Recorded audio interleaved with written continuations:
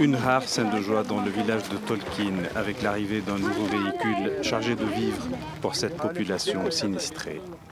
Nous avons apporté de l'aide, notamment des couvertures pour que les gens n'aient pas froid. Nous avons également apporté des vêtements pour les enfants. Cette veuve nous interpelle et nous invite à la suivre chez elle pour observer les dégâts causés par le tremblement de terre. Vivant seule, Yamna a eu la vie sauve grâce à l'intervention de ses voisins. J'étais ici en train de regarder la télévision et quand le tremblement de terre a eu lieu, j'ai essayé de sortir mais je n'ai pas pu ouvrir la porte. Si les voisins n'étaient pas venus l'ouvrir de l'extérieur, je serais restée coincée et je serais probablement morte.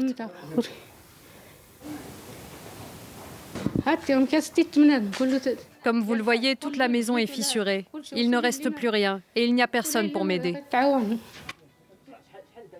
Les aides de l'État arrivent au compte-gouttes dans ce village reculé. Et c'est grâce à des initiatives personnelles que certains habitants dorment désormais sous un toit.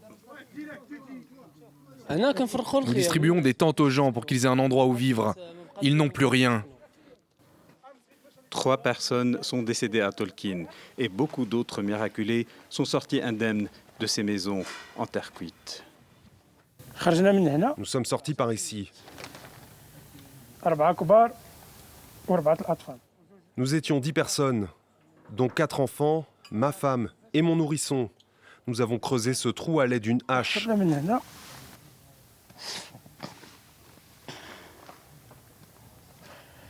C'est par là que sont sortis les adultes et les enfants.